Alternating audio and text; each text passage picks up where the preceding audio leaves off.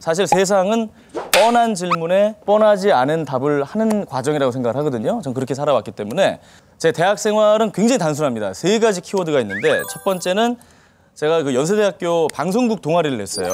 거기서 이제 아나운서 부장을 했었습니다. 방송을 해야 되겠다라고 생각을 했던 게 손범수 아나운서 때문이었거든요. 그래서 손범수 선배님의 궤적을 쫓아야겠다. 그래서 뭐 학교도 가급적이면 같은 학교, 또 같은 동아리, 또 KBS도 같이 또 따라 들어왔고 그렇게 롤모델로 삼았었는데 2002년도 월드컵 때 기억나시나요? 그때 제가 국제축구연맹 FIFA 산하에 방송사가 있습니다. 세계 월드컵 주간 방송사의 통역 아르바이트로 이런 얘기하면 이제 오하는데 운전했어요. 예. 거기 이제 뭐 영국에서 오신 프로듀서가 있으시고 호주 카메라맨 이렇게 해가지고 그분들이 go to 코엑스 그럼 코엑스 가는 거고 come to 뭐 KBS 그럼 KBS로 오는 거고 이런 식으로 아주 간단한 영어를 하고 그 당시에 정말 많이 받았습니다. 돈을. 예? 일당 17만 원을 받았습니다.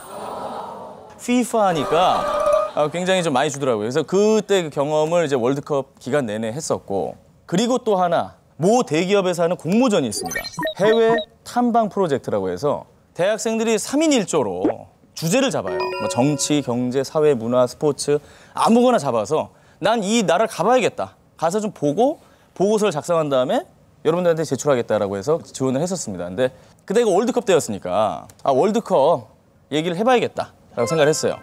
10명 중에 9명은 월드컵 4강 신화. 우리나라 뭐 경제적 효과가 이 정도다. 이런 거에 이제 열광하고 있을 때 저는 그 이면을 본 겁니다. 월드컵 경기장을 다 새로 지었잖아요. 10개인가 지었어요. 자, 그러면 월드컵이 끝나고 나서 이 경기장을 어떻게 쓰려고 그러는가? 기특하지 않습니까? 월드컵 경기장 사후 활용 방안이라는 주제를 냈어요. 그 당시 경쟁률이 17대 1이었는데 뽑아주셨어요. 그래서 가고 싶은 나라를 선택을 해라. 그때부터 이제 머리를 굴리기 시작을 하죠. 일단 축구 얘기니까 축구의 종주국인 영국을 가야겠다. 우리보다 월드컵을 먼저 했던 나라를 가봐야겠다. 어떻게 쓰고 있는지 봐야 되니까. 프랑스 가야겠다. 그리고 우리 뒤에 월드컵 하는 데는 어떻게 준비하고 있는지 봐야겠다. 독일 가야겠다. 그러니까 17일 정도 3나라를 하니까 좀 허전해요. 야, 한 군데 더 가야 되지 않겠니? 어디 갈까? 야, 스위스 가자. 왜? FIFA가 거기 있잖아. 4나라를 저희가 정해가지고 17일 동안 갔다 왔습니다. 그래서 보고서 작성을 했고 장려상을 받았어요. 저 경험은 정말 중요했던 게 저 얘기를 언론사 시험 면접 때 하면은 그 누구도 싫어하지 않았어요. 약간 생각을 비틀어서 하는 그 면을 굉장히 높이 사서 어느 뭐 신문사나 방송사에 가도 다들 임원들이 저 얘기를 많이 물어봤습니다. 그래서 저런 경험은 정말 중요하다. 보통 이제 언론사나 또 시기별로 유형이 달라지긴 합니다. 보통은 상식, 작문 혹은 논술, 그리고 면접입니다. 이 3 카테고리 안에 다 들어가거든요. 절대로 상식을 공부할 때는 혼자 하세요. 같이 하지 말고. 상식 책이 거의 전화번호분만 해요. 굉장히 두껍습니다. 그죠? 이거를 혼자 공부하려니까 버거우니까 나래야, 너는 정치를 맡아라. 강인아, 넌 얼굴이 스포츠다. 스포츠를 맡아라. 뭐 경제를 맡아라. 각 분야를 나눠요. 일주일 동안 공부를 해가지고 그 다음에 와서 뭐 문제를 내고 그걸 강의를 해요. 그런 식인데 2가지 문제가 있어요. 첫 번째, 일주일 동안 공부해야죠. 설명을 하죠? 잘 몰라요. 사실 일주일 공부한다고 그걸 다 알겠습니까? 일단 전문성이 없다는 겁니다. 틀릴 가능성이 높고 부정확합니다. 그리고 2번째 문제점. 보통 5명이 하면 열심히 해요. 야, 나 SBS 갈 거야. 나 KBS 갈 거야. 막 이러면서. 야, 넌 MBC 스타일이야. 막 이러면서. 뭐 서로 막 방송사 다 정하고 막. 저보고는 어떤 식으로 그랬어요. 알자지라 스타일이라고. 어쨌든 뭐 그랬는데 그때는 이제 열정이 막 넘치니까 합니다. 그렇게들. 그러다가 3주, 한 달쯤 되면은 한두 명씩 이탈자가 생겨요. 갑자기 고모가 돌아가셨대요. 그리고 갑자기 외삼촌이 어디 다리가 부러졌대. 매주 사람을 죽여나가요. 온갖 핑계로 한 명씩 빠져나가. 그러면 경제가 구멍이 나고 정치가 구멍이 나고 그 스터디가 허접해지는 거죠. 그래서 사실 상식은 그 책을 조용한 독서실에서 적어도 최소한 3번은 봐야 돼요. 많으면 5번. 3번 이상 보게 되면 그 책의 한 반 정도는 기억을 합니다. 사람이면. 아무리 바보래도 3번을 보면 반은 기억을 해요. 그러면 승산이 높아진다는 겁니다. 장문은 스터디를 하셔야 됩니다. 장문은 혼자 글을 쓰면 안 돼요. 혼자 글 쓰면 되게 잘 쓴 것 같아. 이게 제가 여러분들 보여드리려고 가져온 거거든요. 대학교에서 다 흔히 볼 수 있는 그냥 시험 답안지입니다. 근데 보시면 아시겠지만은 생각보다 글씨를 좀 잘 쓰지 않습니까? 아니면 아니라 더러우면 더럽다라고 다 얘기하셔도 됩니다. 일단은 장문은 깨끗해야 됩니다. 내용을 떠나서 딱 봤을 때 깨끗해야 돼요. 단락도 나뉘어 있고요. 북북 그은 것도 없죠. 돼지꼬리 없죠. 떡쇠 없죠. 여러분들 면접관들은요. 한 명이 한 1000장을 넘게 볼 때가 있습니다. 내용을 보기도 전에 북북 긋고 돼지꼬리로 막 날리고 꺽쇠 표시하고 막 뒤로 가세요 앞으로 오세요 이래 놓으면은 안 봐요. 진짜 일단은 내용이 아무리 엉망이라도 깨끗하게 써라. 정말 중요합니다. 그리고 글은 쉽게 쓰셔야 됩니다. 공부한 거 티내려고 학자들이 이렇게 많이 나와요. 프랑스의 뭐 철학자는 말했다. 들레즈 락강이 얘기했고 사르트르가 뭐라고 했고 꼭 인용할 필요가 없는 분들은 그렇게까지 인용 안 하시는 게 좋을 것 같아요. 왜냐면 어차피 방송이나 언론은 우리 실생활을 다루는 영역이잖아요. 거기에 사르트르가 뭐하러 나옵니까? 자기 자랑하는 것밖에 안 보입니다. 그래서 쉽게 써라. 그리고 짧게 써라. 한 주 전에 주제를 고지해서 써오라고 해서 딱 모입니다. 4명이. 일주일 동안 가진 자료를 다 끌어쓰죠. 왜냐하면 난 얘를 이겨야 되니까. 얘한테 욕먹기 싫으니까 기분 나빠서라도 정말 자료를 다 끌어 모아서 이른바 웰메이드 글을 씁니다. 이걸 내가 썼나 싶을 정도로. 그래서 와서 보면 이제 서로 이제 돌려가면서 보고 얘기하고 토론하고 그렇게 한 3-4시간을 보냈어요. 그래서 집에 가느냐? 안 갑니다. 통을 하나 준비했어요. 통. 그 당시 가장 중요한 이슈를 여기다 담습니다. 그래서 이렇게 돌려가지고 야 하나 뽑아. 뽑아서 북핵 문제다. 쓰자. 그래서 그 자리에서 시간을 정해놓고 그냥 씁니다. 이걸 빈 종이를 놓고. 실전 연습이 되겠죠. 왜냐하면 실제 언론사 시험장에 가보면 그 시간 안에 분량을 다 못 채우고 나오는 분들도 있어요. 너무 손이 막 이래요 진짜. 1시간 내내 이러고 나오는 거야. 북북북 돼지 꼬리 꺽쇠 아이 망했다. 그런 걸 막으려면 실전 연습을 해야죠. 시간 정해놓고 못 쓴 대로 걷어요. 걷어서 그 자리에서 첨삭. 더 기분 나쁘지. 이게 글이냐? 서로 막 얘기하면서. 결국은 일주일 전에 고지했던 주제로 써오는 웰메이드 글과 지금 당장 실전 시험처럼 하는 이 글의 간극을 가장 많이 좁힌 사람이 합격을 합니다. 좋은 글은 그런 글인 것 같아요. 이 언론에 있는 사람이나 방송을 하는 사람들이나 가장 우리가 빠지지 말아야 되는 것은 한 곳에 치우치는 거거든요. 어느 정도 양쪽의 어떤 균형을 맞추는 걸 좋아하기 때문에 무리하게 결론을 내는 걸 싫어합니다. 그래서 서론에서 툭 치고 결말에서 쓱 빠지는 겁니다. 툭 치고 쓱 빠지는 거예요. 모든 좋은 칼럼은 정확한 결말은 없어요. 열린 결말입니다. 예를 들어서 이런 거를 한 번쯤 떠올려 볼 때가 아닌가 싶다. 이런 걸 시사하는 게 아닌가 싶다. 쓱 빠지는 거예요. 나는 결론이 없어. 제가 신문사에 합격을 했죠. 딱 기자 선배가 들어와요. 좌, 우, 딱 쓰고 나가요. 다들 이제 뭐 요즘 말로 멘붕이죠. 어떤 애는 또 왼좌 오른우 이걸 쓰고 있어. 왼좌 오른우 앞전 뒤후 이러고 앉았어요. 자, 좌우 왜 썼을까? 그 당시가 굉장히 이념 논쟁이 컸을 때입니다. 보수와 진보 갈등이 심했을 때예요. 전 거기서 그렇게 생각했죠. 뻔하지 않게 생각하자. 대부분이 처음부터 딱 씁니다. 사회학자 앤서니 기든스는 얘기했다. 그러면서 막 신났어. 아주 막 쓰고. 저는 거기서 일례를 그냥 썼습니다. 영국을 처음 갔어요. 해외 탐방 프로그램 때문에 영국을 처음 간 거예요. 그래서 막 너무 신기해가지고 막 업돼가지고 돌아다니다가 횡단보도를 건너려고 그러는데 우리나라처럼 이쪽을 보다가 빵! 그래서 이쪽에서 차가 오는 거예요. 아니 바뀌었잖아 좌우가. 정말 치워 죽을 뻔했어요. 욕을 막 바가지로 하더라고. 물론 못 알아들었으니까 기분 안 나빴지. 굉장히 격하게 하더라고. 독일 말인 줄 알았어요. 예. 스미마센! 이러고 그 얘기를 썼어요. 그냥 툭 하고 영국에 이런 일이 있었다. 그럼 이제 보는 사람은 이게 뭔 소리야? 이렇게 되죠. 본론에서는 내가 하고 싶은 말을 합니다. 영국의 교통 시스템, 우리나라의 교통 시스템 어느 게 맞다고 할 수 있나? 그냥 다를 뿐 아닌가? 이 사람 입장에서 그럴 수도 있는 거고 내 입장에서는 당연히 이쪽 보고 가는 거고 이렇게 썼어요. 본론을. 결론. 요즘 이념 논쟁이 뜨겁다. 좌든 우든 누가 맞다고 할 수 있을까? 쓱! 쓱 빠졌어.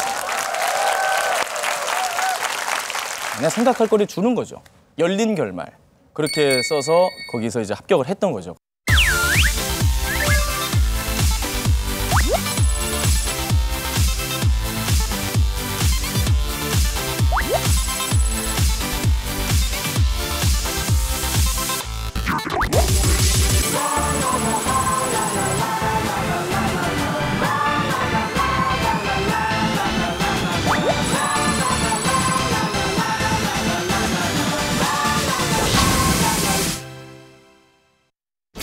면접이 두려운 이유가 여러분 뭡니까? 질문이 어려워서인가요? 아니에요. 질문은 뻔해요. 대답이 어렵지. 왜? 뻔하지 않게 대답을 해야 되니까. 아나운서가 왜 되려고 그러나? 존경하는 아나운서 누군가? 좋아하는 프로그램 뭔가? 20년째 물어보는 겁니다. 여자 아나운서 지망생들이 보통 저지르는 오류 중에 하나가 좋아하는 프로그램이 뭔가요? 라고 했을 때 정말 자기가 좋아하는 프로그램을 얘기하는 게 아니라 있어 보이는 프로를 얘기합니다. 열린 음악회를 좋아합니다. 온 가족이 같이 거실에 앉아 TV에서 오손도손 얘기를 나누며 서로 간의 소통에 장을 만들고 정말 공영방송다운 방송이라 생각합니다. 저도 방송의 최일선에서 열린 음악회를 진행함으로써 온 가족이 소통하는 그런 방송인이 되고 싶습니다. 탈락! 여러분들 벌써 들으면서 이랬죠? 닭살입니다. 오글오글한 거예요. 실제로 그 프로를 보냔 말이죠. 그 면접관도 그 지망생이 열린 음악회를 안 보이는 걸 압니다. 왜냐? 주 시청층이 그분들이 아니에요. 우리 어르신들입니다. 드라마 예능만 보면서 그렇게 거짓말을 하면 다 보여요. 왜 거짓말 하냐는 겁니다. 내가 보는 방송에 저 진행자 대신 내가 하고 싶다라는 솔직한 마음이 드러나야 뽑아주는 거지. 보지도 않으면서. 저는요 실제로 그렇게 얘기했어요. 전현무 씨는 뭐 좋아하는 프로는 뭡니까? 저는 개그 콘서트를 좋아합니다. 그랬습니다. 역사상 처음이랍니다. 아나운서 지망생이 개그 콘서트를 좋아한다고 얘기를 했어요. 면접관들이 술렁술렁대요. 뭐냐? 이러기다. 굉장히 멍청한 대답이에요. 왜냐? 개그 콘서트는 아나운서가 진행할 확률이 제로입니다. 솔직히 얘기를 했어요. 있었던 일을. 제가 막 공부를 하고 밤 10시에 도서관에서 나와서 집에 가려고 버스를 타려고 하고 있는데 어묵 파는 분이 자그마한 그 흑백 TV 같은 게 있어요. 지직지직 하는 거. 그걸 보시면서 이렇게 어묵을 빼면서 웃고 계신 거예요. 이렇게 어묵을 쓱쓱 빼면서 너무너무 해맑게 웃고 계신 거예요. 그래서 뭘 저렇게 보시나 이렇게 보니까 개콘이에요. 정말 순간 나도 뭐가 됐든 간에 저 작은 상자 안에 들어가서 누군지 모를 저런 분들을 정말 행복하게 해드리고 싶다라는 생각이 문득 든 거예요.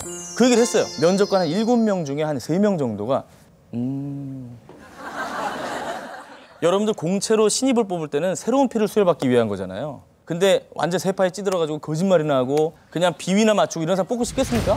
그 제 얼굴 보고 그런 사람인 줄 알았다가 그런 정말 순백색의 영혼이 부르짖는 얘기를 하니까 3명이 웃었어요.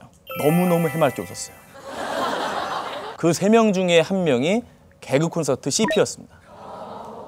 그리고 제발 제가 뻔하지 않게 하라고 했다고 해서 너무 튀지 마세요. 너무 튀면 튀어나갑니다. 어떤 분들이 있냐면 아나운서 시험 볼 때 가야금을 들고 오는 사람이 있어요. 세팅만 5분이 걸려. 잠깐만요. 뚱뚱뚱 튜닝하고 뚱뚜둥뚱뚱뚱뚱 뚜두둥 KBS 한국방송 탈락! 여러분들이 허용할 수 있는 범위 내에서 튀라는 얘기입니다. 아무래도 아나운서 지망생들은 그런 고민들이 많이 있으실 거예요. 내 얼굴이 너무 못생긴 게 아닌가, 코가 너무 낮은 게 아닌가, 매부리 코 아닌가, 깎을까? 내가 붙었잖아요. 저 지금 태어나서 제일 잘생긴 얼굴이거든요. 저는 매년 잘생겨집니다. 하도 바닥이었기 때문에. 제가 살면서 제일 늙었을 때가 중학교 2학년 때였어요. 정말 심각합니다. 아이! 저기요, 잠깐만. 너무하네, 제작진이. 아니, 제 10년 전 사진을 보고 어우 하시면 어떡합니까? 저게 아마 그 KBS 떨어지고 나서 공원에서 찍은 걸 거예요. KBS 시험 보는데요. 제가 KBS를 3수 만에 붙습니다. 첫 번째 해, 두 번째 해는 카메라 테스트에서 바로 떨어졌어요. KBS 필기시험 문제지를 본 적이 없어요. 안녕하십니까? KBS 수험번호 149번 전현무입니다. KBS 뉴스입니다. 네, 됐습니다. 네. 1년을 준비했는데 2줄 읽고 끝났어. 2번을 1차 카메라 테스트를 떨어지고 KBS 게시판마다 돌아가면서 저주를 퍼붓죠. KBS 프로그램 한 10개 들어가가지고 시청자 게시판에 더럽게 재미없네. 폭파시켜버릴 거야. 이 KBS야! 그러면서 제가 그 고민했던 거예요. 저렇게 좀 얼굴도 조금 약간 넓고 조금 느끼하고 나이 들어 보이고 옷도 신경을 안 쓰고 다녔거든요. 그래서 마지막 해에 KBS 시험을 볼 때 약간 외모를 꾸미기 시작을 합니다. 내가 주어진 이 소스 내에서 최선을 다해보겠다. 그래서 약간 수트도 슬림핏으로 허리 좀 들어가게 쭉 뽑고 샵 가서 머리하고 메이크업도 이제 약간 투명 메이크업으로 자연스럽게 다이어트도 했어요. 냉면 다이어트. 한 달 동안 냉면만 먹었습니다. 그리고 깔창을 그때부터 깔기 시작을 했는데 너무 높게 이렇게 해가지고 무릎 관절이 나갔어요. 너무 이러고 다니니까. 사람을 보면 허리가 여기 있어. 그리고 그 깔창과 굽을 가리기 위해서 바지단도 길게 해가지고 조금 이제 사람도 커 보이고 슬림해 보이고 얼굴도 조금 온화하게 1차 카메라 테스트를 넘어야 되니까 일단 뭘 카메라 테스트 통과해야 뭘 보여줄 거 아닙니까? 그래서 그런 노력을 했던 게 이제 KBS 합격으로 이어졌던 것 같아요.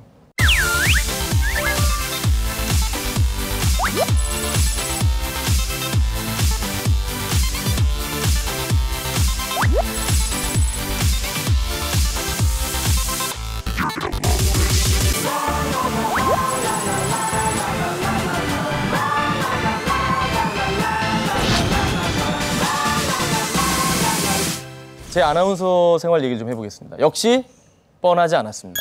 처음에 했던 방송이 이수근 씨의 가발을 쓰고 고음 불가를 아침 방송에서 했습니다.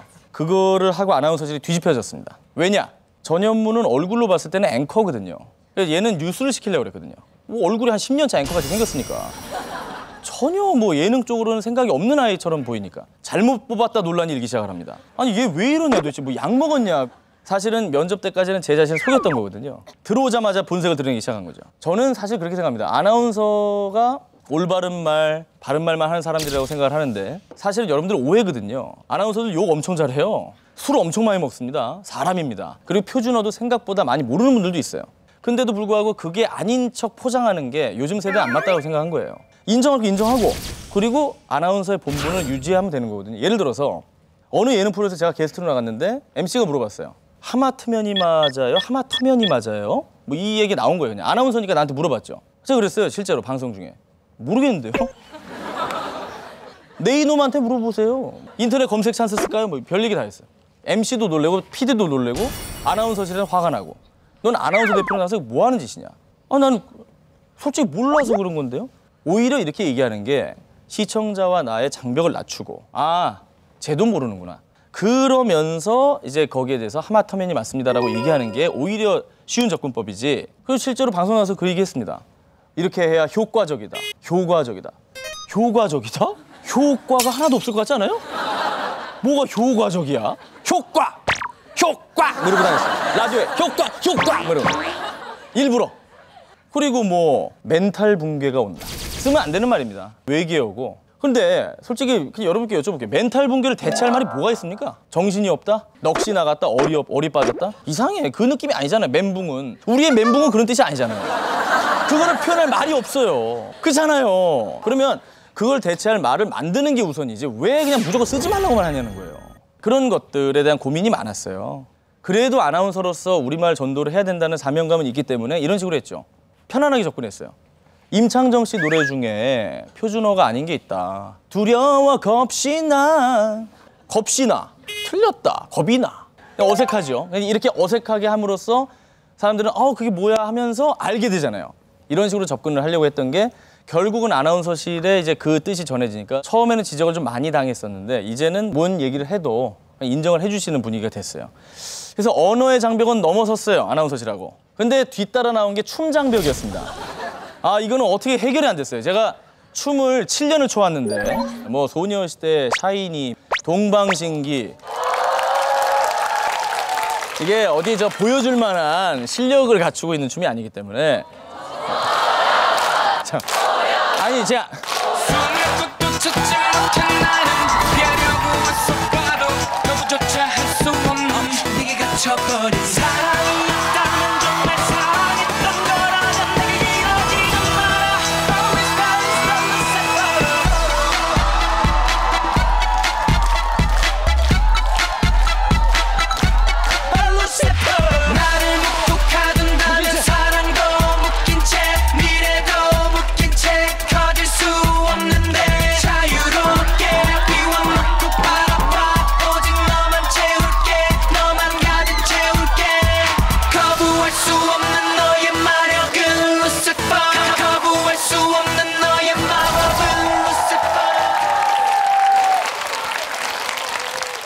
춤을 다 잊어버렸어요.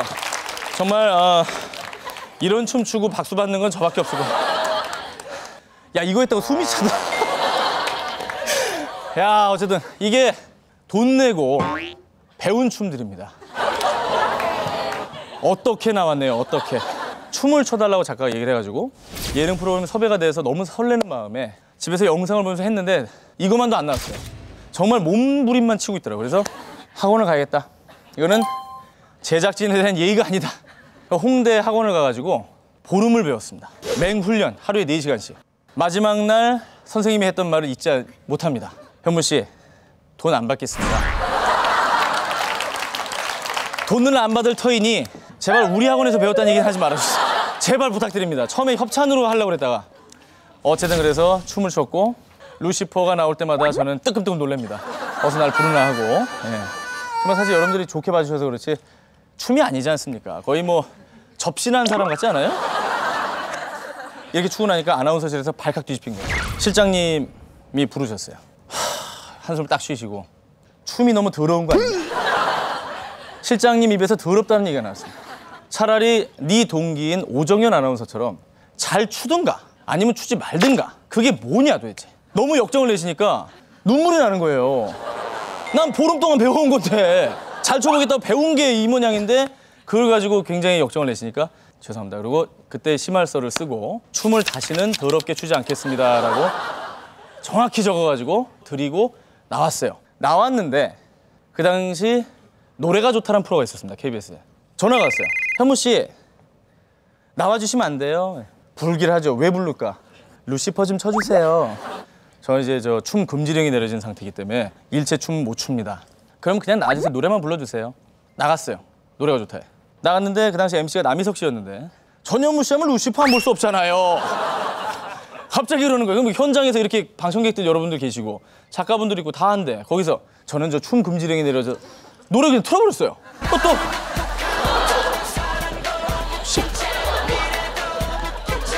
끝났어. 끝나고 집에 와서 바로 두 번째 경위서를 작성하기 시작을 했습니다. 그 유혹을 못 참고 또 춤을 춰서 죄송하고 다시는 이런 춤을 추지 않겠다라는 글씨체를 오이샘물체로 예쁘게 써가지고 그것도 나중에는 이제 아나운서 실장님이나 이제 팀장님이 결국에 전염은 저런 아이다라고 해서 이제는 뭐 춤을 뭘 춰도 이제는 옷만 벗지 않는다면은 전혀 이제 터치 안 하는 수준까지 됐죠.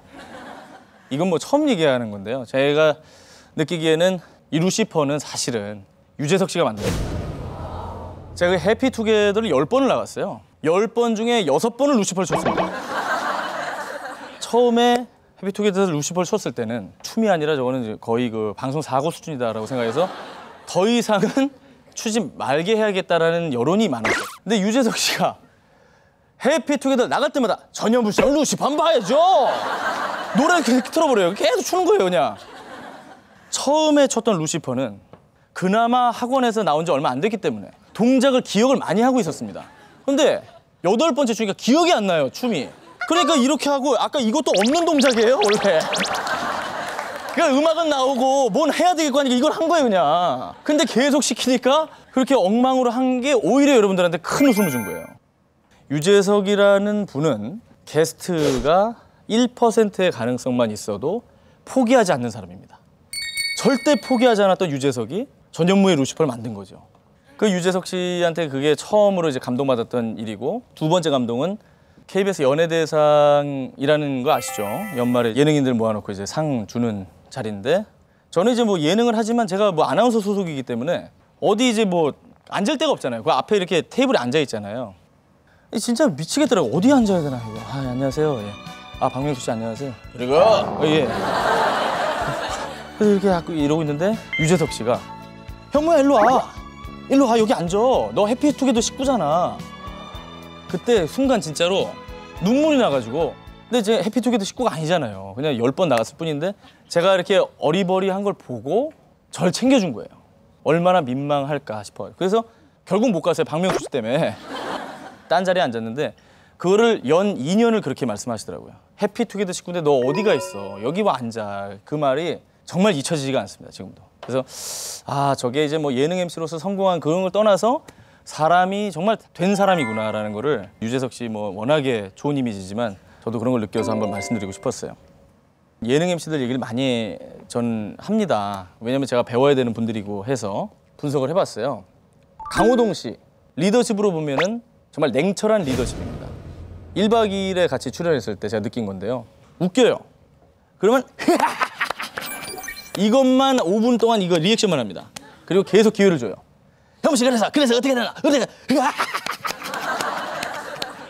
그럼 진짜 내가 정말 요만큼만 웃겼었는데 그렇게 옆에서 해주잖아요. 정말 힘이 나요. 정말 이 초인적인 힘이 납니다. 내 몸에 없는 힘이 나요. 막 정말 더 웃기게 돼요. 근데 잘 못하잖아요? 재미없잖아요? 아, 관심에서 멀어집니다. 안 봐요. 저 옆에 딴 사람 옆에서 이러고 있어요. 굉장히 능력 있는 사람은 정말 2배, 3배로 키우는 강호동 씨입니다. 냉철한 리더십. 신동엽 씨는 자체 발광 예능입니다. 저는 이렇게 봅니다. 뭐냐면 이분은 혼자도 충분히 웃긴 사람이에요. 예를 들어서 서한나 씨, 정말 머리 스타일 너무 예쁘세요. 와, 어느 애견 카페에서 한 거예요? 뭐 이런 개그 있잖아요. 이런 개그 혼자 다 깔고 혼자 터트리는 거, 듣다 보면 열받는 거, 그런 쪽으로 하여튼 최고시고. 신동엽 씨가 사실 마지막에 상처를 주긴 했어요, 저한테. 불후의 명곡 마지막 회식이었는데 제가 이제 나간다는 얘기를 듣고 딱 저를 보더니 걔는 못생긴 건 아닌데 참 애매하게 생겼어라는 마음의 앙금은 있습니다. 네. 예능 MC로 이제 도전을 했던 프로그램이 스타 골든벨이었습니다. 여러분들 뭐 기억을 하실지 모르겠습니다만 처음으로 PD가 전현무를 스타 골든벨 MC로 한번 써봐야겠다. 그래서 아주 파격적인 기용을 했습니다. 왜냐면 원래는 여자 아나운서들 몫이었거든요. 근데 처음 하니까 얼마나 어색합니까? 자, 이번 샤이니 앨범 컨셉이 뭡니까? 그러면 정말 온유나 이런 친구들이 얼었어요. 저 취조하세요? 방청객 또 썰렁하고 땀 막 흐르고 수염 잘하고. 저는 방송이 안 풀리면 수염이 자라요. 덥석해서 땀 삐질삐질 흐르고. 그러니까 흐름을 다 끊어놓는 거예요. 김재동 씨가 다 띄워놓으면은 제가 그냥 맥을 확 끊어놔요. 자, 비비드걸. 네. 의상 컨셉이 뭡니까? 이런 분위기예요. 연예인들도 싫어하고 방청객도 싫어하고 제작진도 싫어하는 최고의 비호감 MC가 되고 맙니다. 저를 처음 써줬던 PD가 정말 혼을 많이 냈어요, 저한테. 너 이러려고 내 부른 줄 아니? 뭐 하는 거냐 지금? 정말 눈물이 앞을 가립니다. 죄송합니다. 가을 개편이 쓱 와요. 잘릴 것 같아. 그래서 제가 급기야 PD를 결혼을 시켰습니다. 제가 소개팅을 시켜줬어요. 이거 도저히 안 되겠다. 잘릴 것 같다 싶어가지고 지금 잘 살고 있습니다. 애 낳고. 결혼을 시켜서 한 텀을 넘어갔어요. 그러니까 가을 개편을 넘겼어. 아, 결혼을 시켜준 사람 자르겠습니까? 제작진도 고민이 많았겠죠. 전현무를 안고 가긴 해야 되는데. 그래서 전현무의 밉상 질문이라는 코너를 만듭니다. 그게 왜 만들었느냐. 정말 밉상이니까 만든 거예요. 맥도 끊지, 연예인들이 질문만 들으면 기분 나빠하지. 이러니까 아이가 코너로 만들자. 그래서 전현무의 밉상 질문이라는 코너를 만들어서 정말 밉상인 질문만 한 겁니다. 여자 배우한테 눈썹 문신하셨나요? 뭐. 우리가 띄워줘야 되는 스타인데도 불구하고 얼굴이 왜 이렇게 크세요? 이 3D가 따로 없는데 이거. 심지어 이경실 씨 같은 경우는 사실 예능 쪽에서는 굉장히 대선배고 예능인들이 어려워하는 분인데 그분한테도 이경실 씨 정말 보는 눈이 있으세요. 김태현 씨, 김신영 씨 다 발굴하셨잖아요. 네, 그랬죠. 제가 봤죠. 이경실 씨, 너나 잘하세요. 그랬어요. 미친 거죠. 나 하나 살겠다고. 그래서 또 끝나고 이경실 씨한테 죄송합니다, 지금. 하여튼 방송 끝나면 이제 사과하는 게 일이었어요. 그런 우여곡절이 있은 다음부터 이제 조금 적응을 하고 열심히 배우려고 하고 마치 언론사 시험을 준비했듯이 유재석 씨, 강호동 씨, 신동엽 씨나 이런 분들 다 보면서 아, 멘트를 저렇게 하는구나. 좋은 MC는 이런 거구나라는 걸 제가 열심히 공부해가지고 좀 나아진 편이죠. 제가 이제 여러 가지 얘기가 있는데 그 얘기 있죠. 4개 국어가 능통하다는 거예요. 한국어, 영어, 중국어, 일본어. 그 기사가 나고 나서 저는 일본어 학원을 수강을 하기 시작을 했어요. 일본어 못하거든. 히라가나도 못 읽는데. 그래서 누가 하면 어떡하나 하고 일본어를 그때 좀 배우기 시작했고 중국어는 그 전에 학원을 다녔어요. 중국을 가본 것도 아니고 영어는 사실 카투사 경험이 있고 예전에 외고도 다니고 해서 영문과고요. 일단 워낙에 이게 비주얼적으로나 이런 게 많이 우위에 있지 않으니까 그런 어떤 외국 능력도 좀 있어야 되겠다는 생각에 배웠던 거고 해외 스타를 인터뷰할 때 제가 그 외국어를 좀 쓰게 됩니다. 제가 영어를 잘한다. 내가 중국어를 잘한다 이걸 자랑하고 싶어서가 아니라 나가서 키아누 리브스를 인터뷰를 합니다. 정확히 7분 줍니다. 7분. 7분 동안 다 하래요. 7분이 지나면 흑인 매니저가 나타납니다. 이만 time over. 그럼 7분 동안 뭘 물어봐요? 만약에 통역을 끼고 하면은 What is your favorite food? Korean food. 불고기, 김치찌개. 한국에 오니까 어떠냐? What's your first impression on Korea? Very good. Oh, nice. Ooh, fantastic. 4분 지났어, 4분. 김치찌개랑 fantastic 듣고 4분 지나. 자, 그러면 끝으로 저거 여기 연예가 중계 읽어줄래? 연예가 중계. 끝. 인터뷰가 아무 내용이 없는 거예요. 김치찌개, 판타스틱, 연예가 중계 끝이야. 통역을 끼면 안 되겠다. 그냥 내가 못 알아듣더라도 내가 그냥 하겠다. 그러면은 4가지 질문할 거 한 10가지는 할 수 있거든요. 그래서 처음에 이제 무리하게 안 들려도 영어를 했던 게 아주 조금 화제가 됐던 영상이 있습니다. Yeah, we have actually a song for you. A song? Shy, shy, shy boy. Oh, my boy. Yeah, I'm sorry. I hope that you will learn that song. Shy, shy, shy boy. Oh, bad boy. Yeah, shy boy. You gotta Yeah. memorize it. I got it. All right. I got it now.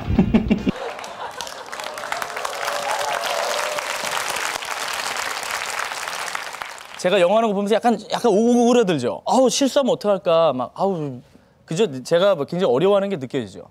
저게 어떤 상황이었냐면 저 친구가 누구냐면 로건 레먼이라고 요즘에 뭐 우리나라로 치면 김수현, 이재훈 같은 떠오르는 할리우드 신성이에요. 굉장히 그 핫한 배우인데 저 친구를 인터뷰하는데 자기는 그 삼총사라는 영화에 맡은 배역과는 달리 굉장히 샤이하대요. 샤이에 딱 꽂힌 거지. 바로 거기서 샤이보이 뭐 이거 하니까 놀란 거예요. 처음 듣는 노래에다가 이거 갑자기 노래를 왜 부르고 앉았나. 하지만 굉장히 어색한 표정을 지금 지은 걸 보셨을 거예요. 실제로 이 영상이 유튜브에 올라갔고 미국 영화 사이트에 소개가 됐습니다. 로건 레먼의 표정 중에 저런 표정 처음 봤다 이거예요. 저렇게 당황하는 표정을 처음 봤대요. 외국어에 대해서 요즘엔 많이 이제 공포가 없어진 것 같긴 합니다만 아직도 공포가 있으시다면 그냥 부딪혀라. 진정성이 없다라는 얘기를 참 많이 들었습니다. 제가 이경규 씨가 많이 하셨던 얘기고 새롭게 저랑 택시 MC가 된 김구라 씨도 저한테 진정성이 없다라고 바로 얘기하더라고요. 그래서 이제 진정성이 없다는 얘기를 하도 들어서 스트레스 받아가지고 KBS 그만두고 이제 새로운 도전을 하기 앞서서 제가 인도로 여행을 갑니다. 보통 이제 새로운 도전을 하는 사람들이 인도를 가잖아요. 자기 자신을 버리고 새로운 것을 얻어오는 공간이라고 해서. 근데 저는 인도를 가서 몸을 버리고 병을 얻어왔습니다. 5일 동안 설사했고 몸살이 너무 심해가지고 굉장히 힘들었어요. 근데 인도라는 데를 간다고 했을 때 주변에서 다 그랬어요. 정말 너무 진정성이 없다고. 너는 괌이나 사이판을 갈 것 같은데 느낌이. 왜 인도를 가느냐. 그 자체가 진정성이 없다. 생각해보니까 그렇더라고요. 인도 가서 저는 사실 큰 걸 느끼진 못했습니다. 아, 그 인도 여행이 진정성이 없었구나. 그러니까 진정성이라고 하는 건 저는 이렇게 결론을 해요. 저의 진정성은 진정성이 없는 게 진정성입니다. 그렇게 결론을 내렸어요. 그냥 생긴 대로 살고 생각하는 대로 살면 여러분들이 루시퍼를 좋아하고 칠당고음을 좋아했던 이유는 그게 제가 자기적으로 설정해서 한 게 아니라 그냥 내 몸이 그 모양인 거고 고음도 그거밖에 안 올라가니까 여러분들 웃어주신 거잖아요. 그래서 그냥 진정성이 없는 게 나만의 진정성이다 이런 생각을 하게 됐습니다. 여러분 그런 얘기 많이 하잖아요. 꿈을 잃지 말고 열정을 갖고 꿈을 향해 도전하라. 저는 그 말을 이 세상에서 제일 싫어합니다. 꿈 마케팅이라고 그러죠. 꿈을 이룰 줄 알아야 이룰 수 있습니다, 여러분. 이뤄야 됩니다, 이럴 때는. 한 가지 꿈에 집착을 했다가는 정말 낭패를 보기 십상입니다. 저는 딱 3년을 봤어요, 아나운서 시험. 3년을 봐서 3년 이상 또 떨어지면 그냥 안 하려고 그랬어요. 너무 쉽게 꿈을 포기하는 사람들도 너무 안타깝지만 너무 오래 꿈을 잡고 있는 사람도 안타까워요. 5년째 준비하고 있고 아니거든요. 아닐 때는 버려야 되고 주변의 조언도 들어야 되고 꿈 보험을 가져라. 화장품 살 때도 이거 사면은 에센스 줘요? 이거 사면은 비비크림 줘요? 별거 다 물어보잖아요. 그 얘기를 왜 드리냐면 하다못해 화장품을 살 때도 그렇게 옵션을 따지면서 왜 자기 인생이 달려있는 꿈 얘기를 하는데 꿈 옵션을 안 가지고 있냐는 거죠. 너무 한 가지만 올인하지 말라는 거예요. 왜냐하면 이제 세상이 좋아져가지고 자기 꿈을 못 이뤄도 할 게 너무 많아요. 너무 재밌는 것들이 많아요. 실제로 저는 꿈 보험을 뭘 들었냐. 첫 번째 꿈은 아나운서. 두 번째 꿈은 기자, 세 번째 꿈은 선생님이었습니다. 만약에 1지망, 2지망이 다 안 됐을 시에는 선생님을 하겠다. 난 그게 그냥 회사 직원보다는 더 행복할 것 같아서 그렇게 3지망까지 해놨습니다. 여러분들 속에 있는 꿈들이 있을 거예요. 여러분들 다 어리고 젊고 가능성이 많으니까 그냥 이제 부딪혀봐요. 까짓거. 인생 한 번인데. 그렇지 않습니까? 왜 원치도 않는 일을 하고 살아야 되죠? 부딪혀보세요. 해서 안 되면 말고. 저도요, 사실요, KBS라는 좋은 직장을 놔두고 이렇게 프리랜서를 할 거라고는 생각도 못했습니다. 근데 또 다른 도전이 부딪혀보는 겁니다. 잘 될지 안 될지 모르겠습니다, 저도. 하지만 뻔하지 않은 방법으로 부딪힐 겁니다. 여러분들도 저와 같이 본인의 꿈이 있다면 일단 부딪혀보고 안 되면 과감히 버리는 소프란 여러분이 되시길 바랍니다. 전현무였습니다. 고맙습니다.